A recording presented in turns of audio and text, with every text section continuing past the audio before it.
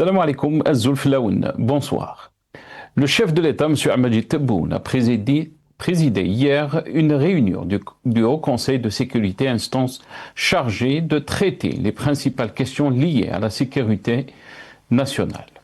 Composé des plus hauts responsables politiques et sécuritaires de l'État, le Haut Conseil de sécurité regroupe autour du président de la République, le Premier ministre, le chef de l'État-major de l'armée, les ministres de la Justice, de l'Intérieur et des Affaires étrangères, ainsi que le directeur de cabinet de la présidence.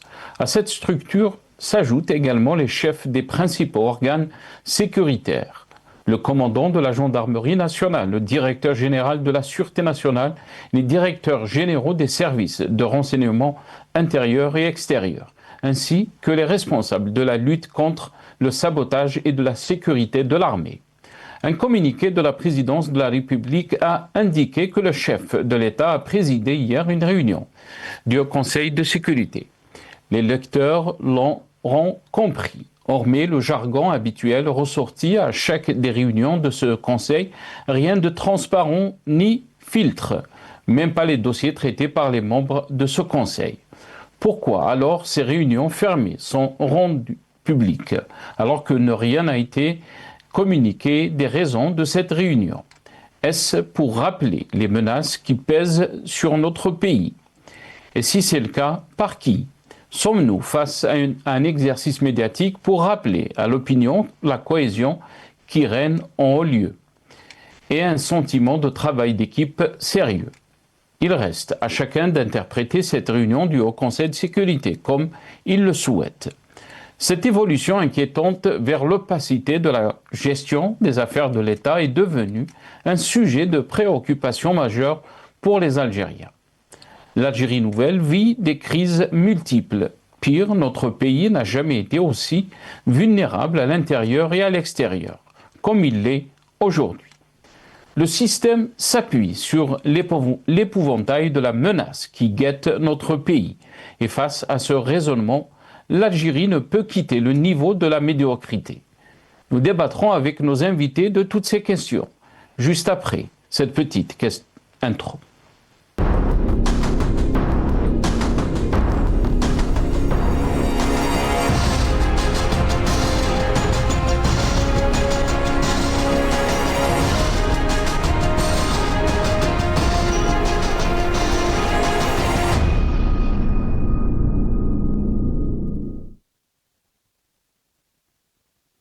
Tebboune préside une réunion du Haut Conseil de sécurité.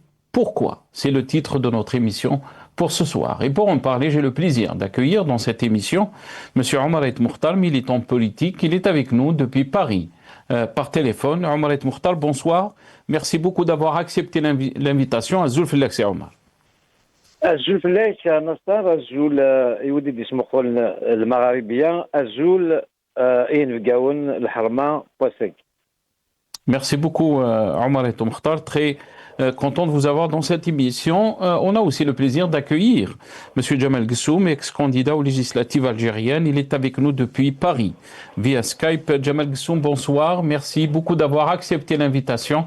Marhaba بالسياسي Jamal. وعليكم السلام ورحمة الله وألف شكر على هذه المعارضة إن شاء الله. Merci beaucoup. Merci beaucoup, Jamal Ghessoum. Merci d'avoir accepté l'invitation.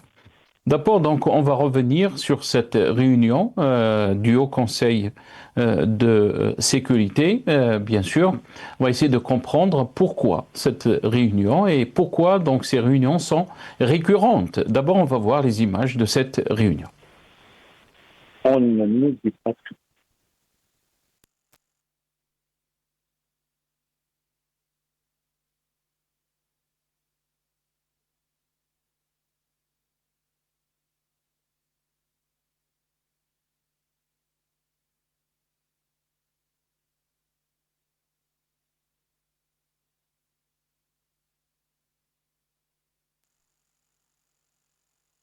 que seulement des images. Pour l'instant, donc, aucun communiqué par rapport donc aux dossiers qui ont été traités dans cette réunion du Haut Conseil de sécurité. D'abord, je vais commencer avec vous, Jamal Ghassoum. Comment peut-on lire donc ces réunions récurrentes du Haut Conseil de sécurité?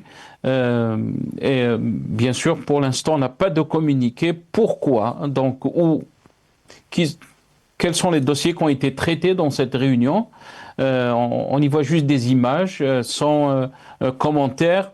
Votre réaction? Pourquoi donc ces réunions du Haut Conseil de sécurité sont récurrentes d'après vous? D'abord, dans le Haut Conseil de sécurité, il y a le mot sécurité. Donc, si on se pose la question de savoir pourquoi est-ce qu'il y a un Haut Conseil de sécurité, c'est déjà un problème. Que traite-t-on au Haut Conseil de sécurité de la même manière que en France, il y a un Conseil de défense? Eh ben, on traite des problèmes de sécurité, des questions de sécurité. Maintenant, vous avez indiqué dans vos propos liminaires que vous ne saviez pas ce qui a été dit, ce qui a été fait. C'est un petit peu normal. C'est-à-dire que c'est un haut conseil de sécurité, on y traite des questions, il y a des informations qui peuvent être diffusées et d'autres non. Donc ça me paraît tout à fait logique que seules les questions de sécurité sont traitées et il n'y a pas de transparence à avoir sur un conseil de sécurité. C'est une réunion comme toutes les organisations sociales, les institutions. Il y a une institution de l'État qui est le Conseil de sécurité. Et surtout, dans cette période, il y a beaucoup de sujets à traiter sur cette question. Et n'attendez pas de transparence. Moi, je ne suis même pas d'avis d'ailleurs qu'il y ait même des images, même sans son, parce que vous avez diffusé des images sans son. Moi, je trouve cela tout à fait normal. Mais la question qui se pose, parce que vous savez très bien que ce Haut Conseil, cette institution, si on peut dire, on peut l'appeler ainsi, elle est régie aussi par la Constitution algérienne. Et souvent, on reproche donc que, alors qu'elle est consultative, ça veut dire peut-être elle examine la situation, vous l'avez dit, sur les questions sécuritaires, mais elle ne prend pas de décision. Est-ce que vous pensez qu'elle a outrepassé ces obligations constitutionnelles? Beaucoup soulèvent cette question, Jamal Ghassoum. Disons que toute organisation, toute institution discute d'un sujet. Est-ce que c'est un espace décisionnel, ce que l'on appelle un espace décisionnel? Pas forcément. Il y a des sujets qui sont traités par les différents services de sécurité et la décision finale revient au président de la République qui ne va pas forcément prendre des décisions au moment où ce Haut Conseil se tient. Donc, il y a des institutions qui sont décisionnelles, qui prennent des décisions immédiatement, et il y a des institutions, ce que je pourrais qualifier, ce qui est facilement qualifiable, je dirais, de consultation.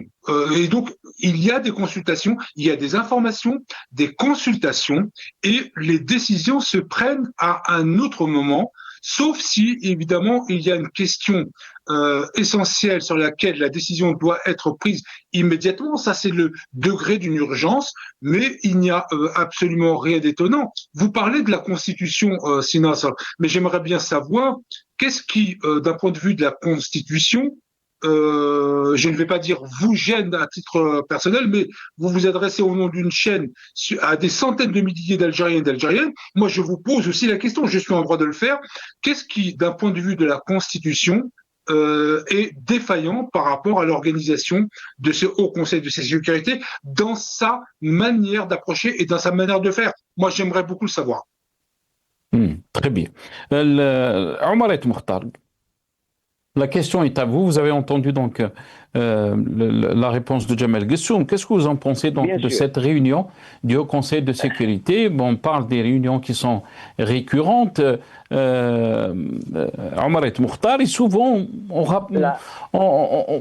comme l'a dit Jamal Ghassoum, on parle des questions sécuritaires, mais pas que.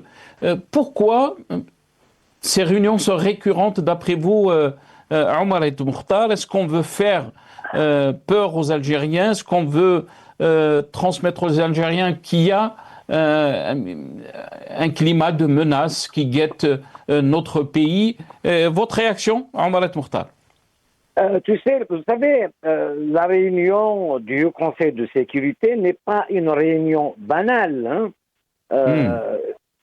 Est-ce qu'il y ait une concertation entre le président et les dirigeants militaires? Sans image, concertation, ça peut se faire, mais l'annoncer et montrer qu'on se réunit comme ça tous les 15 jours maintenant, ça s'appelle un conseil de guerre. C'est que nous sommes en situation de guerre et, comme vous le savez, ça fait moins de 2 mois, on a appelé à la mobilisation générale. C'est que nous sommes en situation de guerre. Alors, il confond la mauvaise diplomatie. Donc, on n'a plus d'amis à nos frontières. On a provoqué tout le monde. Bien sûr, il y a la peur. Et aussi, se maintenir, prendre le pouvoir donc militaire, c'est que quand il y a une menace extérieure, le peuple n'a pas le droit, il y a une priorité, c'est l'extérieur. Donc on fait peur, mais en réalité, il y a donc le fruit de cette mauvaise diplomatie avec nos voisins. On ne sait pas discuter avec nos voisins. C'est le mépris de ce pouvoir. Il a peur, donc il y a un esprit de peur. Il a peur du peuple. Donc le peuple, on lui dit, attendez, il y a une menace extérieure, donc on n'a pas le droit d'agir. Calmez-vous, on s'occupe des frontières. Et puis, Tebboune ouvre la porte aussi à des fake news. J'ai vu dans les réseaux sociaux comme quoi un drone marocain est rentré dans nos frontières et tout ça. Donc après, il y aura confusion. On ne distingue plus le vrai du faux. Et ça fait peur. Et aux militaires et au peuple déjà. Donc, il y a une situation de confusion totale. Ça émane d'un pouvoir qui ne maîtrise en réalité rien. Donc, il est urgent de revoir toutes les copies, au moins que cette armée, qu'il faut protéger. Cette armée, on n'a pas à la montrer tous les jours. Le chef d'état-major n'a pas à faire de discours au peuple. Le chef d'état-major fait un discours aux militaires. Je ne veux pas entendre le chef d'état-major. Il y a un président, mal élu ou élu, c'est à lui de faire des discours. C'est à lui de parler au peuple. Donc, pourquoi ces confusions? Donc, il est temps de mettre de l'ordre au sommet de l'État. Ça ne va pas. Donc, ce n'est pas la peine de cacher la misère. On ne peut pas cacher. Alors, mobilisation générale, Conseil de sécurité tous les jours, et puis le Conseil de sécurité instable. Un jour, c'est le général tel, un jour il est viré, un jour il est en prison, un jour c'est l'autre, un jour... Mais c'est un jeu d'enfant. Donc ce pouvoir, ça se voit de très loin, il est instable, il a peur, il ne maîtrise rien. Donc, alors là, il se fait et puis, il y a autre chose, c'est qu'il faut absolument laisser l'armée tranquille, il faut la protéger, cette armée. L'opacité protège et les services et l'armée. L'armée, c'est la casquette, c'est les armes. Donc là, on est en train de tout divulguer avec des fake news, avec des secrets qui sortent un peu partout. Maintenant, on arrive à des colonels qui désertent. Je parle du colonel à l'ambassade d'Italie qui est parti en Suisse, je ne sais où. Tant de militaires en prison, général-major, tout ça fait que c'est un pouvoir. C'est une mafiocratie. Je ne sais pas qui gère l'Algérie. Est-ce qu'il y a un pilote dans l'avion? On ne comprend rien. Et puis, là, il y a des répercussions économiques. Il ne faut pas croire. Quand je vois le président du Rwanda, on a signé des protocoles. Quel protocole? On ne voit rien arriver. C'est comme ces moutons de l'Aïd, 1 million, il n'y a rien du tout, c'est faux. Donc, l'État ment. L'État ne maîtrise rien. Donc, il y a confusion. On ne distingue plus le vrai du faux. Voilà. Très bien. Omaret Mokhtar, c'est important ce que vous êtes en train de dire parce que vous avez parlé des rumeurs, des fake news. Et on va passer donc une vidéo. C'est la revue El Jaish qui, dans son édito, a parlé de combattre les rumeurs. On regarde ces images. À ce propos, l'édito rappelle les déclarations du général d'armée Saïd Chengreha, ministre délégué auprès du ministère de la Défense nationale, chef d'état-major de l'ANP, lors de sa dernière visite dans la 4e région militaire, où il a souligné la nécessité de lutter contre la propagande mensongère utilisée comme une arme pour atteindre des objectifs politiques douteux, appelant le peuple algérien à faire preuve de vigilance et d'engagement patriotique pour déjouer les plans sournois qui visent l'Algérie. Et quand on parle de rumeurs, de propagande, bien sûr de fake news, la revue El Jaish dans son édito, là on parle bien sûr de cette réunion du Haut Conseil de sécurité où on n'y voit que des images. Vous avez dit que il fallait même ne pas montrer, donc il fallait même ne pas montrer les images. La question qui se pose, c'est que cette instance, donc le Haut Conseil de sécurité, est une instance consultative et elle est chargée de donner au président de la République des avis sur toutes les questions relatives à la sécurité nationale, selon bien sûr, comme je vous l'ai dit, la constitution algérienne. Quand on ne voit que des images, bien sûr, et là on est en train de faire des lectures sur cette réunion. On peut se faire des rumeurs aussi, on peut avoir peut-être des avis qui sont différents de ce qui s'est passé dans cette réunion. Est-ce que vous pensez qu'on n'est pas dans la confusion totale, comme l'a dit notre ami Omar El Mokhtar? Jamal Ghessou. Moi, vous savez, j'ai vraiment du mal à saisir le côté, je dirais, pas logique, parce que nous avons chacun nos propres logiques, mais le côté rationnel. C'est-à-dire que il y a une institution qui existe dans tous les pays du monde et qui n'indique pas forcément le contenu de ce qui est discuté et n'est pas, en tout cas, indiqué la décision quand elle sera rendue sur une base de consultation. Donc moi, j'ai du mal à comprendre. Ou alors je n'y comprends absolument rien. Ce qui est d'ailleurs possible. Hein. Il est possible que c'est vous qui compreniez et que moi, ma femme poil. Ça, c'est possible, hein. Mais pas à ce point. Donc il y a une institution chargée des questions de sécurité. Il y a des consultations, donc des croisements officiels d'informations, parce que il y a le directeur général de la Sûreté nationale. Il y a la personne chargée du renseignement intérieur, du renseignement extérieur, il y a aussi l'armée en tant que telle, et donc il y a un croisement dans une réunion présidée par le président de la République, sont discutées des choses. Vous voudriez qu'il y ait une caméra qui diffuse tout. Déjà, ça ne tient pas la route.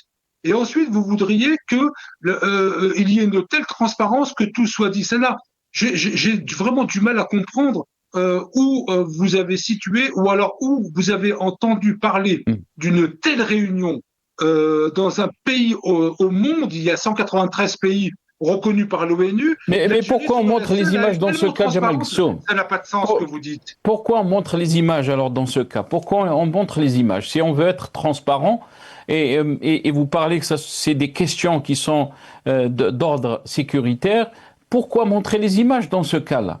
Et pourquoi donc pourquoi montrer aux Algériens qu'il y a donc une réunion du Haut Conseil de sécurité alors qu'il n'y a pas de communiqué concernant donc les affaires qui ont été traitées, les sujets qui ont été traités dans cette réunion? Pourquoi montrer les images dans ce cas-là? Sinon, je suis d'accord. Et qu'est-ce que je vous ai dit tout à l'heure? Parce que je reste rationnel. J'ai dit que je suis même opposé à ce qu'il y ait des images de la réunion du Haut Conseil de sécurité. Je suis opposé, ça n'a pas de sens. Là, je suis d'accord avec vous. Ça n'a pas de sens. Moi, je suis opposé non seulement qu'il y ait des images, et je suis même opposé, je le dis de la manière la plus claire, qu'il y ait une information donnée sur la tenue de ce Haut Conseil de sécurité. Moi, je préfère le silence total, hein, et s'il y a une décision qui est diffusable, à la différence d'informations non diffusables, qu'elles soient diffusées après coup. Il n'y a pas de consultation hormis les organes de sécurité, avec aussi le Premier ministre et toutes les personnes qui participent à ce Haut Conseil de sécurité. Moi, je suis opposé à non seulement les images sans son, ça n'a même pas de sens, hein. Là, je critique l'organisation de ce Haut Conseil de sécurité et je suis opposé même que l'information soit diffusée. L'efficacité se fait dans le silence et dans, je dirais Mais pas est-ce que vous mais en pensez tout cas qu'on sans veut aucune faire image. peur aux Algériens aussi, Jamal Ghassoum, yani quand on veut faire passer des messages à travers donc ces images que l'Algérie est menacée, que l'Algérie est visée, ça peut être une réalité aussi. Mais le problème, c'est la façon dont on gère les affaires de l'État. Jamal Ghassoum. Oui, mais ça peut être une réalité, je suis d'accord. Vouloir faire peur au peuple, ça peut être une stratégie, comme c'est utilisé partout dans le monde. Mais je puis vous assurer que en tant qu'Algérien, vous êtes né en Algérie, hein, aussi bien vous, c'est moi, je pense que M. Aït Mortal, vous devriez être au courant plus que moi que Sha'ab yakhaf min Allah faqat, qu'il n'a peur que de Dieu et il n'a pas peur de ni de nos voisins du Maroc. D'ailleurs, M. Aït Mortal, je comprends pas quand il indique de consultation avec les voisins. On ne doit même pas consulter le peuple, on va consulter nos voisins. Donc non, non, non. La peur, ça peut être une arme, c'est vrai. Hein. Ça peut être utilisé et c'est utilisé partout dans le monde, dans les plus grandes démocraties. Ça peut être utilisé en Algérie. Moi, je dis que l'État fasse confiance au peuple algérien, parce que le peuple algérien, malgré tout ce que l'on dit, 95% sont derrière l'Algérie. Je dis pas l'État, je dis pas le gouvernement, mais l'écrasante majorité, et on le voit sur les réseaux sociaux, sont derrière l'Algérie. Sans aucun doute, il n'y a que des voix dissonantes, on les entend ici et là, on les entend sur votre plateau, mais je puis vous assurer qu'elle est extrêmement minime. C'est vrai que ce sont eux qui font le plus de bruit, mais ça n'est pas la réalité du terrain. Mais ce n'est pas la réalité, Jamal Ghassoum. On est en train de voir comment l'Algérie est gérée. On peut aller dans le même sens de l'argument de ceux qui sont à la tête du pouvoir ou les autorités en ce moment de Majid Tebboune, que vous-même vous l'avez soutenu, après vous avez changé d'avis, vous êtes devenu son opposant, donc vous êtes contre sa politique. On est en train de voir une évolution de la situation politique en Algérie qui est très inquiétante pour beaucoup d'Algériens.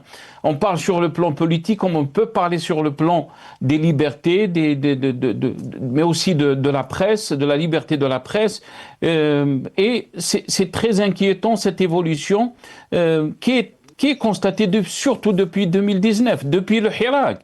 L'Algérie n'est plus l'Algérie qu'on a connue auparavant. Il y a une gestion qui est autoritaire, sécuritaire, une gestion qui est dans l'opacité. L'Algérien n'arrive plus à comprendre comment ce pays fonctionne. C'est ces questions qui reviennent, Jamal Ghassoum.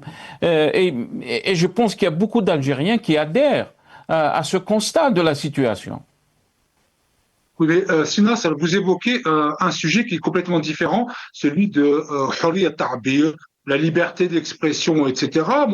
Comme vous l'avez dit, moi je m'oppose au président Tebboune sur beaucoup de choses, et notamment le fait que une personne qui a 100 kilos de café prend 10 ans de prison. Qu'est-ce que ça veut dire, ça? Saïd Al-Naqza, qui a été la seule à soutenir le président Tebboune qui n'est pas loyal sur cette question.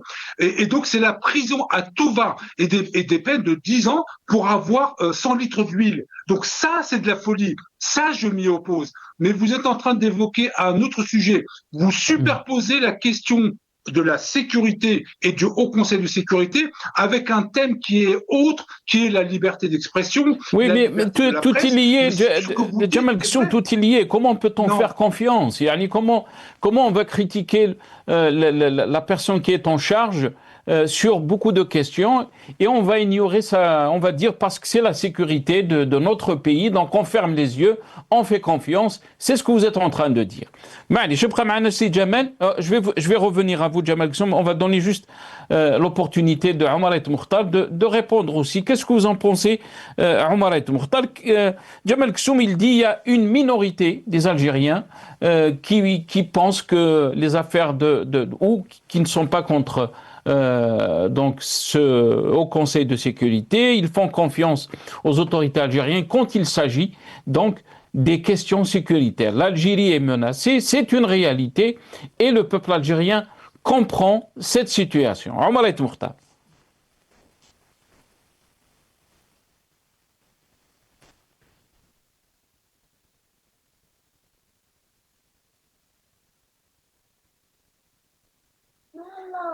Omar El Mokhtar? Oh, je pense qu'on a perdu Omar El Mokhtar. Désolé. Donc, on va essayer de le rappeler. Jamal Ksou. Euh, Qu'est-ce que.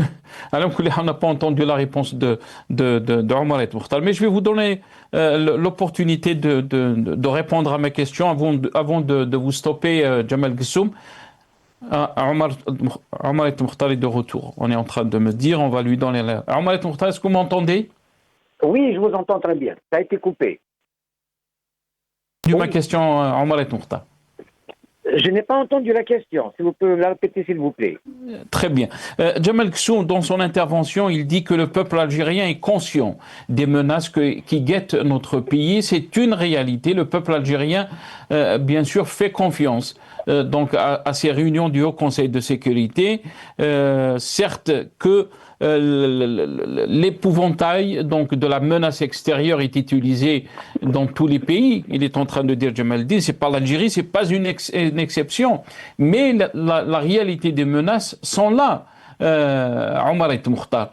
Donc le Haut Conseil de sécurité il a raison d'avoir des réunions, d'essayer de comprendre les défis sécuritaires. Qu'est-ce que vous en pensez? Jamal Ghassoum, il faut lui dire que le peuple algérien, il faut arrêter de parler de lui parce que je pense qu'il était candidat à l'élection législative.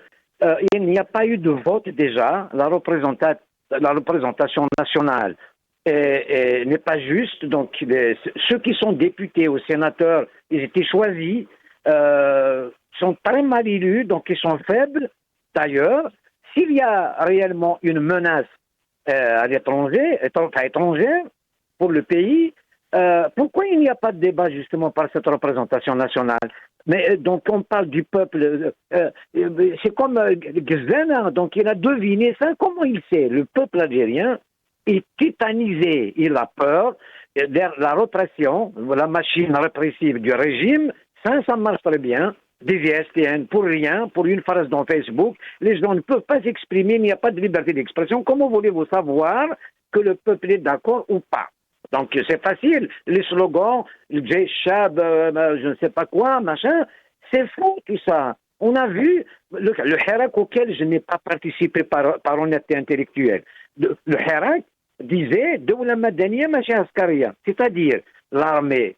On veut bien qu'il y ait une armée forte, mais elle s'occupe justement de sa mission, protéger le pays, protéger les frontières. Oui, d'accord. Mais là, on sait que c'est l'armée qui désigne, et le président, et les députés. Donc, tout est faux.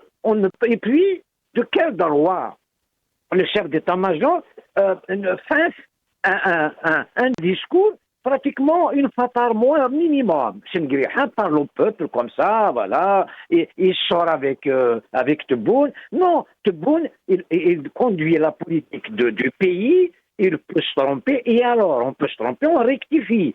Voilà, mais l'armée ne se trompe pas. Donc, pourquoi, alors, politiquement et économiquement, Tebboune est en train de conduire le pays dans le mur, ça c'est le constat, ce n'est pas le journal de 20 ans, c'est un constat objectif.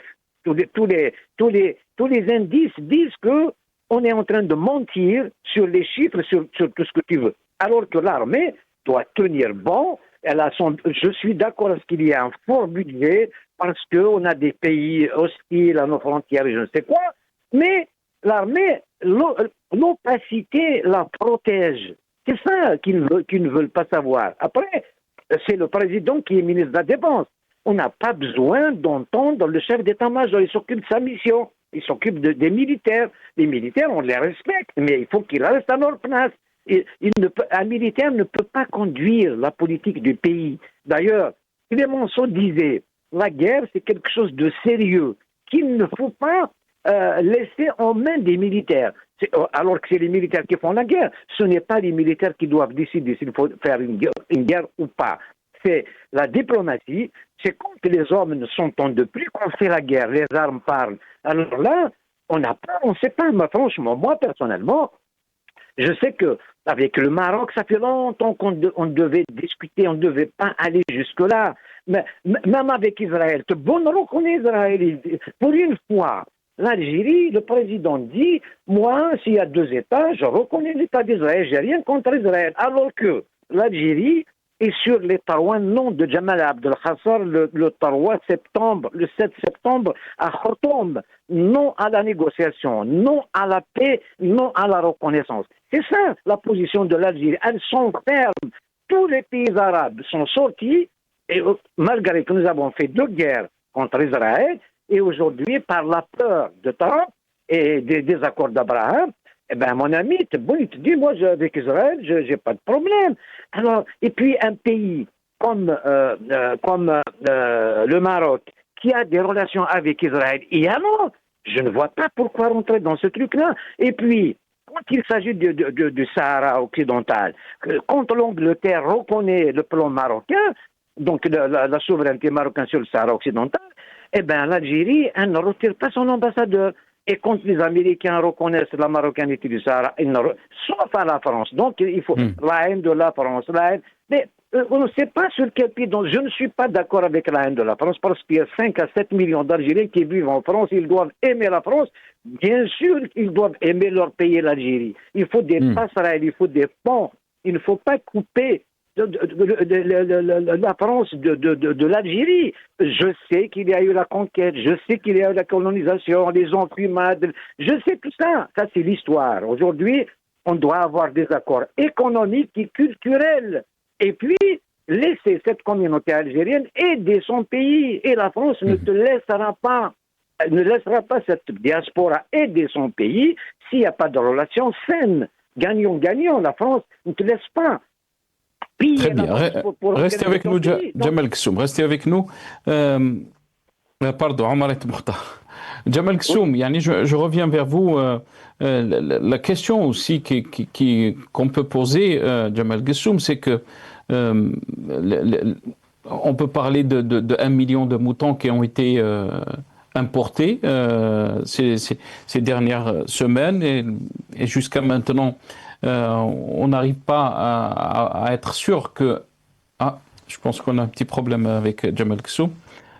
Donc, Omar Mokhtar, est-ce que vous êtes avec nous? Oui, je vous entends. Omar Mokhtar, est-ce que vous m'entendez? Oui, je vous entends très bien. Ah, très bien. Omar Mokhtar, les Algériens se posent la question, bien sûr, sur la façon dont les affaires de l'État sont gérées. Et surtout, vous avez parlé donc des moutons qui ont été importés. On a annoncé 1 million de moutons, mais malheureusement jusqu'à maintenant, on n'est pas arrivé à ce chiffre. Omar Mokhtar, on arrive à tenir des réunions pour le Haut Conseil de sécurité, alors qu'on n'arrive pas à tenir des réunions concernant donc la situation sociale, la situation économique du pays, mais aussi expliquer aux Algériens pourquoi, par exemple, on n'a pas pu importer 1 million de moutons. Omar Mokhtar. Vous savez, moi j'ai des renseignements sur ce truc-là. Le scandale de ces moutons, il y a 450 000 on est à la veille de là, il y a 450 000 moutons. Importer 1 million en 3 mois, c'est quasiment impossible. Il faut de la logistique, où les mettre, et puis trouver des bateaux qui les transportent, trouver ces moutons justement en Espagne et puis en Roumanie, la plupart sont de Roumanie. Et puis quand ils arrivent, il faut de l'aliment de bétail. À ma connaissance, il y a eu même des moutons morts parce qu'il n'y avait pas à manger, ils ont traîné dans le bateau et tout ça. Et puis, on a ramené n'importe quoi. Les moutons, apparemment, c'est des moutons qui coûtent $150. $150, ils ne sont pas tous pareils. Il y a des moutons à $50 qui les ont comptés à l'Algérie $150. Donc, ils ont pris $100.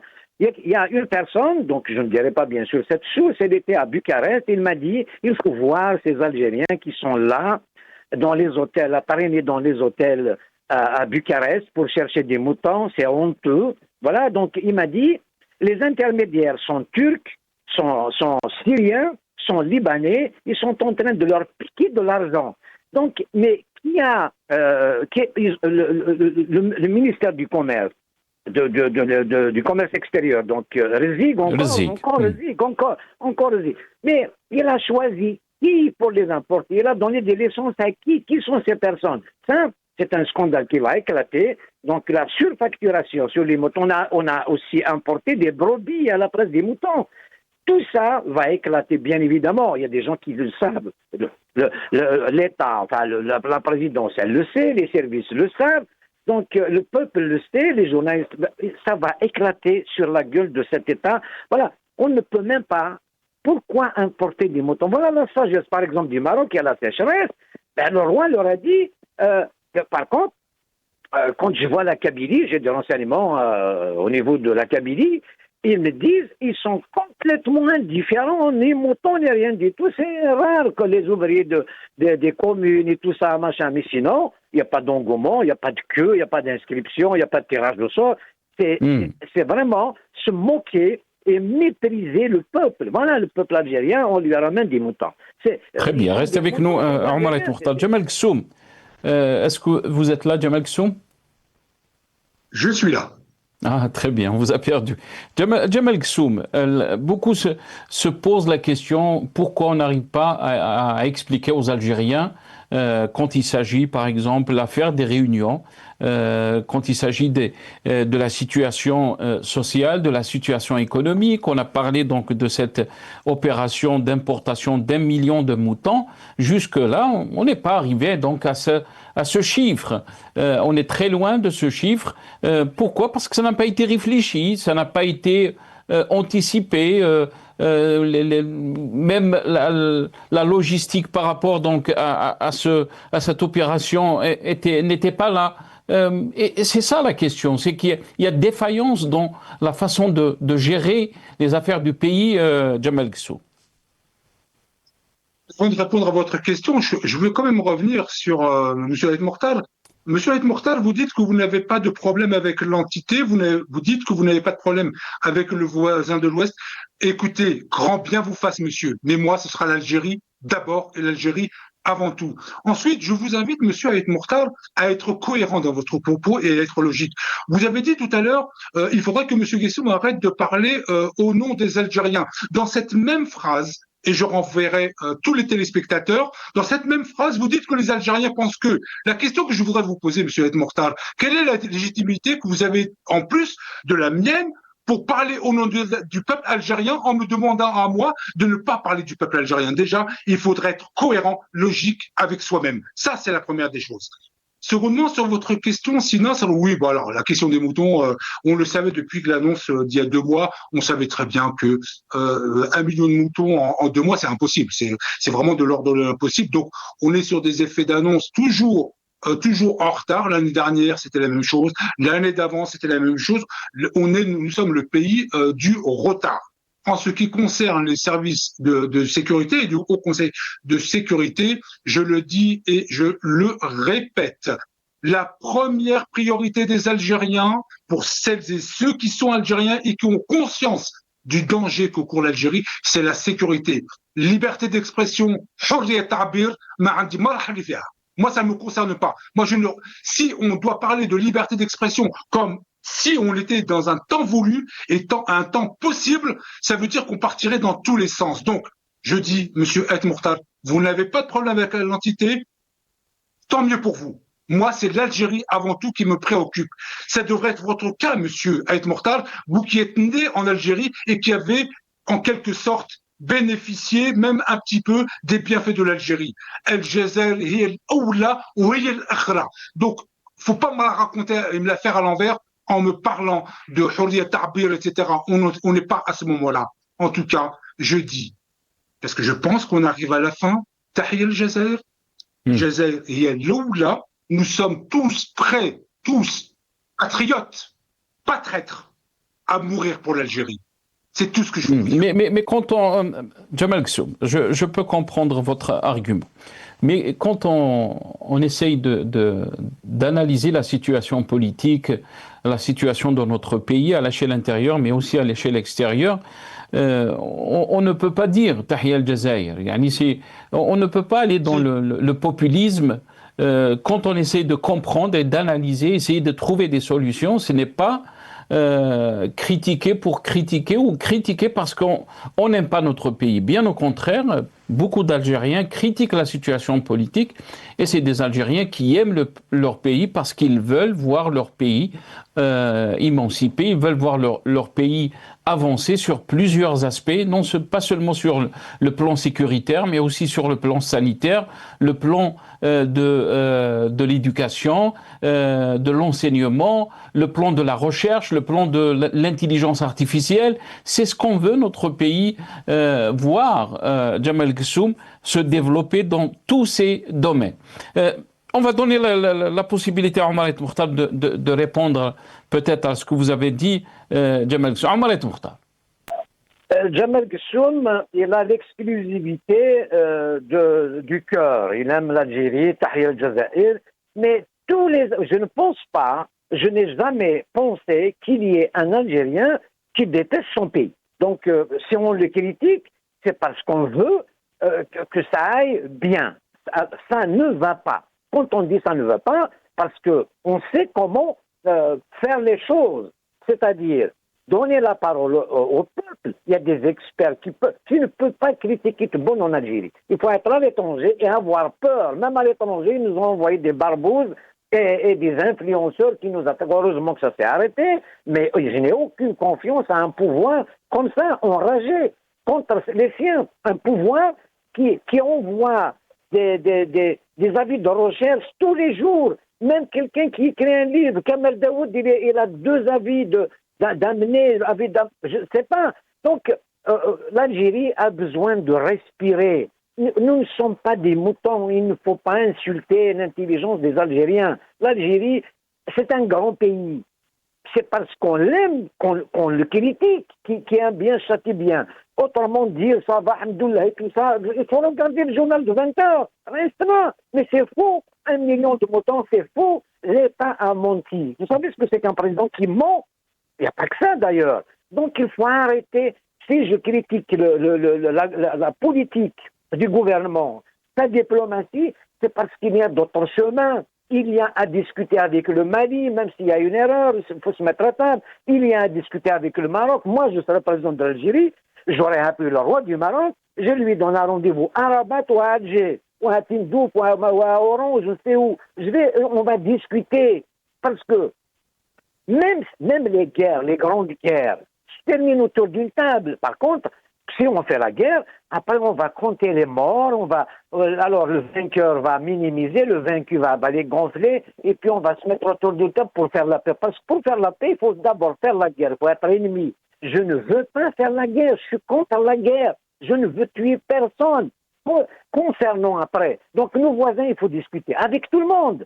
Il faut avoir une politique claire. On n'a pas de politique claire, on n'a pas d'amis. Tout le monde se moque de nous. Après, la politique avec Israël, d'abord, il faut rentrer dans le cadre du monde arabe, puisque vous dites que c'est un pays arabe ou musulman ou je ne sais quoi. On n'a aucune politique claire. On n'a pas la politique de l'Arabie Saoudite. Si on compte, on n'a pas la politique de la Turquie, on n'a pas la politique des Émirats. On est seul. Même l'affaire palestinienne. Un président qui te dit Palestine, alors vas-y. Alors quand tu dis j'envoie l'armée, vont construire des hôpitaux et tout ça, quand tu chantes à l'ONU ta chanson, voilà, les Américains, ça fait 2 jours, ils ont dit non au cessez-le-feu durable. C'est qu'une craque. Mais de quel droit tu es plus palestinien que les Palestiniens? Oui, qui ne compatit pas. Mais il faut comprendre le problème palestinien. Ce n'est pas écraser Israël. Tout bon quand il a reçu le Hamas et le Fatah à Alger, durant le sommet arabe d'Alger. D'abord, il a voulu voler haut, mieux que le leadership, donc Israël, les Émirats, machin, et tout ça, ils se sont sentis agressés.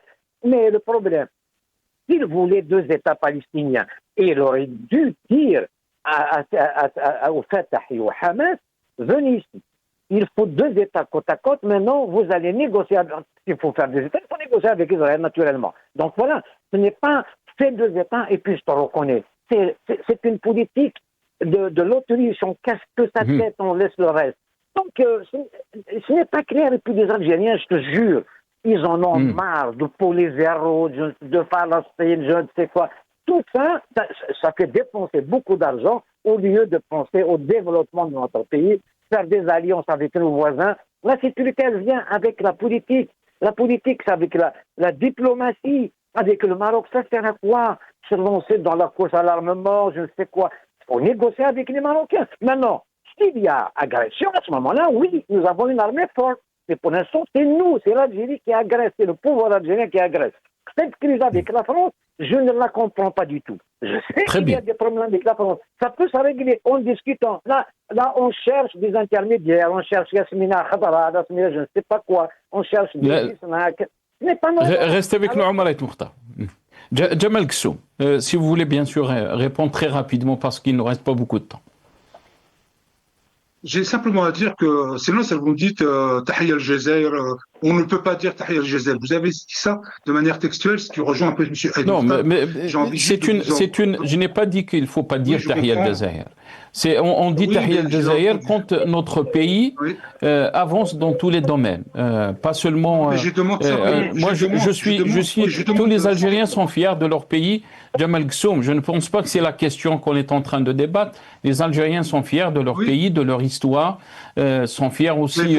On n'a pas toutes les familles algériennes ont des familles, des membres de leur famille qui ont sacrifié leur vie pour que ce pays soit indépendant.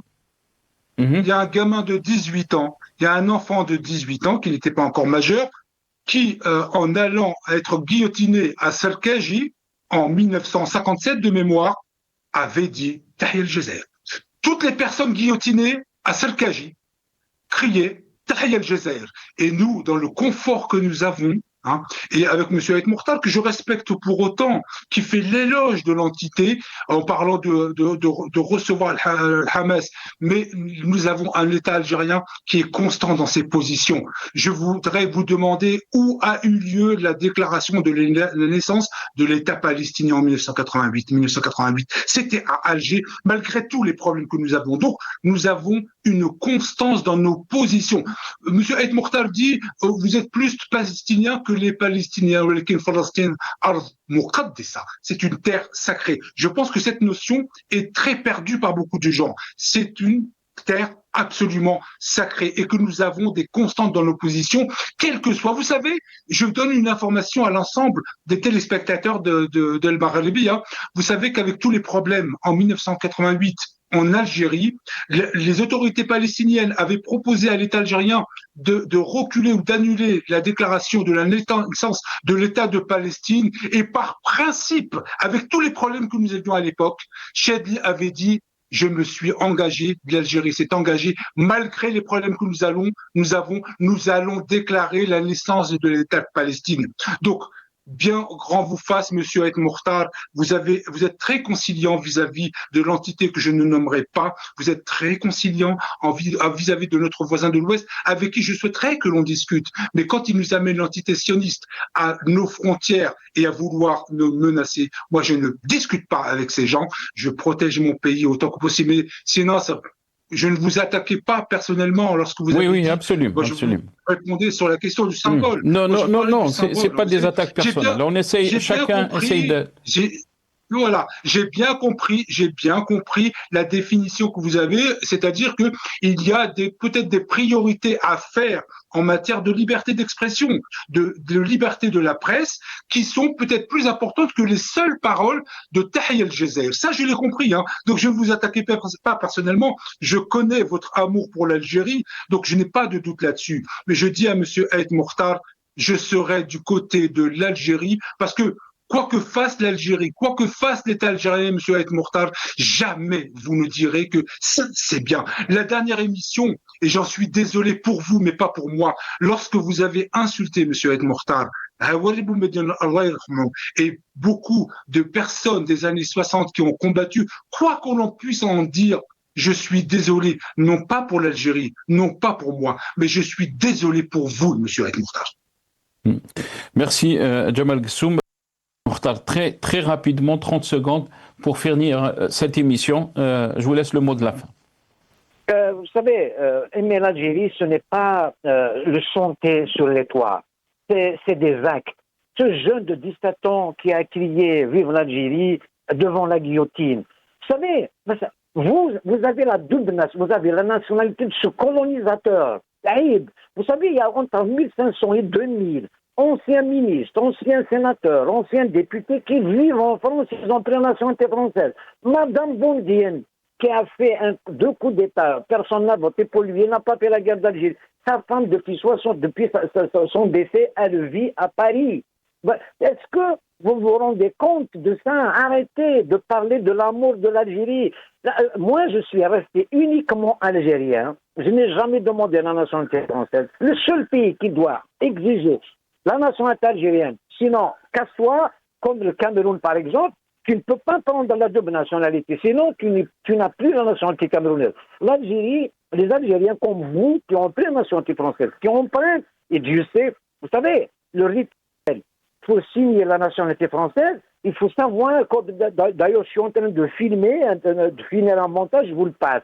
Vous savez ce qu'il faut dire pour prendre la nationalité française. Alors, arrêtez de parler de la mort du pays et tout ça. C'est que merci.